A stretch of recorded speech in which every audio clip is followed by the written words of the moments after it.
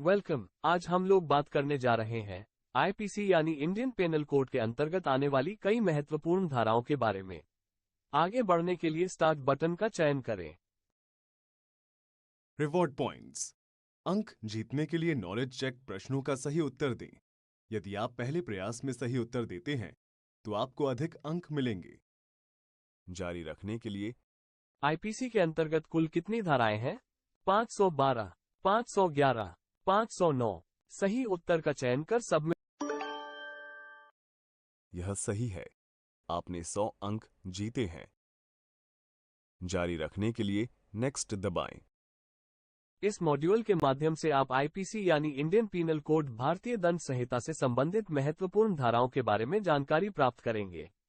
आगे बढ़ने के लिए पहला विषय चुनें।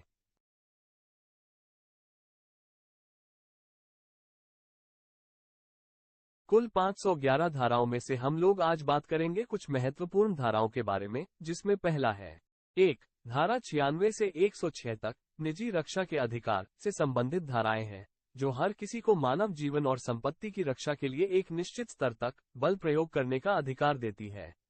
सुरक्षा कर्मियों के लिए अपने कर्तव्यों को सुचारू रूप से निभाने और कानून व्यवस्था को नियंत्रित करने के लिए यह मुख्य हथियार है।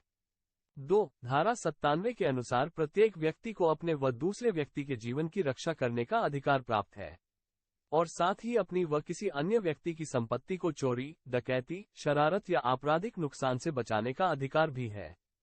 3. धारा 268 से 294 तक सार्वजनिक स्वास्थ्य, सुरक्षा, सुविधा, शालीनता और नैतिकता को प्रभावित करने वाले अपराधों से संबंधित है। 4. धारा 268 के तहत सार्वजनिक उपद्रव करना अपराध है, और सुरक्षाकर्मी सार्वजनिक उपद्रव करने वाले किसी भी व्यक्ति को रोक सकते हैं। 5. 299 से 377 तक की धारा मानव शरीर को प्रभावित करने वाले अपराध से संबंधित है। 6. धारा 302 हत्या से संबंधित है, और अगर इस धारा के तहत आरोप साबित हो जाए तो आरोपी को फांसी की सजा भी दी जा सकती है। 7.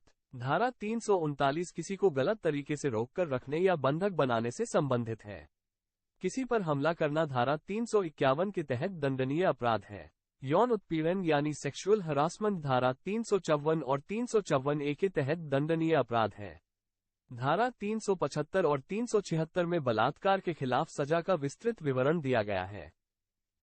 आईपीसी की धारा 378 से 462 संपत्ति के खिलाफ अपराध से संबंधित है।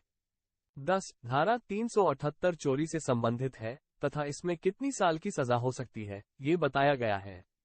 11. किसी से जबरन वसूली धारा 384 के तहत तथा डकैती अपराध की धारा 392 और 395 के तहत आता है।